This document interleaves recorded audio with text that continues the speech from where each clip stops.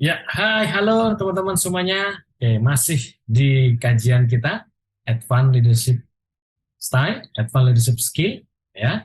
Di sini kita masuk di modul yang keempat. Ini adalah modul yang terakhir. Ya, di modul yang pertama sudah kita bahas mengenai performance, kompetensi dan komitmen, ya.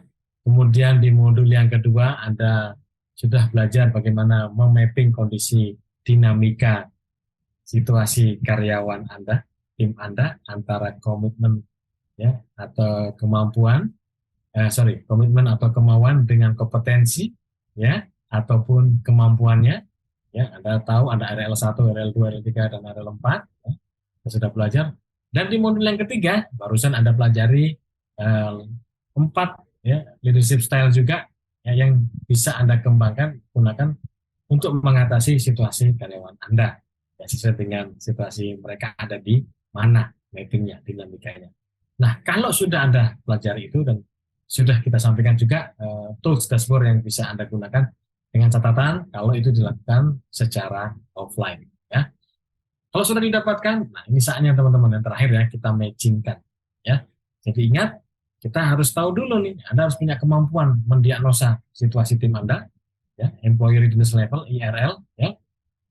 Ada di manakah mereka dengan mengamati perilakunya.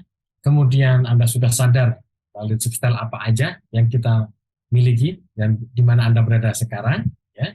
Maka kita sampaikan di sini teman-teman. Kalau Anda menemukan RL1 karyawan Anda, gunakan gaya kepemimpinan LS1 ya. RL2 gunakan LS2 ya. Ini ya di atas. Kemudian RL3 gunakan LS3. RL4 gunakan LS4. Gampang ya. Oke, jadi ini yang harus kita lakukan adalah bagaimana kita melakukan right matching. Ya. Kalau menemukan RL1, jelas Anda harus melakukan directing. Gunakan kaidah SMART. RL2, gunakan coaching. Ya, prosesnya gunakan kaidah C-Grow. Gitu ya. Ketika Anda menggunakan RL3, gunakan delegating, yaitu D3B1. Ya. Kemudian kalau ada RL4, gunakan ya LS4 ya, counseling dengan algoritma yang sudah kita jelaskan.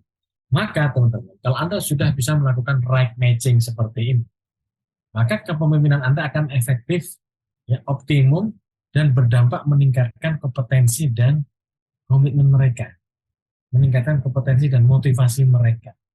Ini kalau cocok, ya, pas gitu. Sebaliknya, kalau nggak cocok ini, saya lihat di sini, saya lihat ini. Nah, ini adalah mismatch ya. Apa yang terjadi? Bayangkan kalau anak buah Anda, tim Anda, seharusnya dia itu diberikan arahan, gitu ya. Karena dia belum tahu, belum ngerti, belum termotivasi. Tapi Anda lakukan coaching, ya. Anda tanya dia, Anda tanya idenya, ya. Anda minta pendapatnya, ya pasti bingung dia, ya kan? Nah, saya baru kerja di sini, ya baru beberapa bulan, kok sudah ditanya-tanya, ya? Pasti dia akan frustasi, mungkin demotivasi, nah berbahaya. Juga sebaliknya, harusnya dia di coaching, ya. Harusnya dia sudah ditanya nih, dilibatkan, dimintain pendapatnya, ya, diminta idenya. Malah kita berikan directing, nggak cocok. Kita kasih arahan, kita kasih perintah, kita suruh terus. Ya sama yang terjadi, maka motivasinya akan turun. Bisa jadi dia akan resign. Gimana sih saya sudah lah kerja kayak gini disuruh-suruh, emang saya udah nggak bisa apa? Emang nggak tahu saya udah pintar dan sebagainya. Ya, maka itu terjadi. Juga sebaliknya teman-teman, misalnya di RL3, harusnya dia sudah Anda delegasikan, ya kan? Dikasih kewenangan terbatas. Lah, malah digagalkan konseling. Waduh, lebih berbahaya lagi. Cepat resign dia. Ya kan? Dan juga sebaliknya, dia orangnya will not ya. RL4. Sudah jarang ke kantor, suka mangkir ya, kasar gitu, meremehkan, menghina perusahaan. Lah malah dikasih delegasi. Ya tentunya nggak cocok. Maka inilah yang menyebabkan mengapa proses kepemimpinan itu menjadi tidak efektif ya, tidak efisien juga, dan juga tidak memberikan dampak yang baik terhadap pengembangan bisnis, pengembangan orang yang Anda pimpin. Dan ini pasti gagal, teman-teman. Bisa dipastikan gagal. Kenapa? Karena nggak cocok. Ya. Orang yang harusnya dikasih delegasi malah disuruh. Orang yang harusnya di konseling malah dikasih delegasi dan lain sebagainya. Ini Anda bisa bayangkan. Inilah sebab mengapa proses kepemimpinan itu tidak berjalan baik dan benar, dengan hasil akhir kinerjanya menurun dan overnya meningkat ya, keluar masuk tim. dan tim menjadi tidak harmonis. Ya, maka di sini teman-teman sebagai pengingat buat kita, wajib Anda memiliki kemampuan memapping, menilai situasi dinamika tim Anda, dan ingat yang paling dinamis adalah komitmen atau motivasi. Ya, di samping kompetensi ataupun kemampuan juga ada dinamikanya, tapi tidak terlalu cepat dan tidak terlalu segera gitu ya. Maka yang segera harus kita lihat adalah komitmen, dan Anda harus tahu bagaimana caranya dengan menyesuaikan gaya kepemimpinan Anda supaya cocok, supaya tepat. Jadi semua gaya kepemimpinan ini benar, nggak ada yang salah, juga nggak ada yang mana yang paling hebat, paling bagus, yang ada adalah yang cocok, tidak cocok. Bahkan cara mencocokkannya tadi sudah kita jelaskan, Anda harus mengetahui dulu apa situasi dari tim Anda. Ya, itu teman-teman.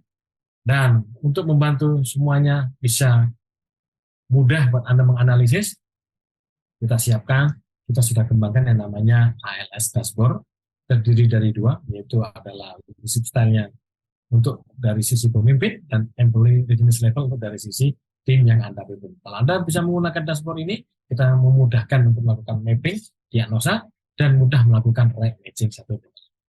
Oke, demikian dari saya teman-teman di program kita Advanced Leadership Style ini, ya, dan ini akan membantu meningkatkan kemampuan kepemimpinan Anda, ya, lebih mantap, lebih cocok, lebih akurat, lebih presisi, sehingga hasil yang Anda harapkan akan tercapai. Dengan cara apa? Anda melakukan right matching, ya, LS1 untuk RL1, sekali lagi, LS2 untuk RL2, LS3 untuk RL3, dan LS4 untuk RL4. Maka di sini akan meningkatkan kemampuan Anda memimpin dan menghasilkan impact, ya, dampak yang tinggi kepada kinerja tim Anda, perusahaan Anda, dan Anda sendiri sebagai seorang pemimpin. Selalu pesan saya kepada kita semuanya di semua program e-learning course, ya.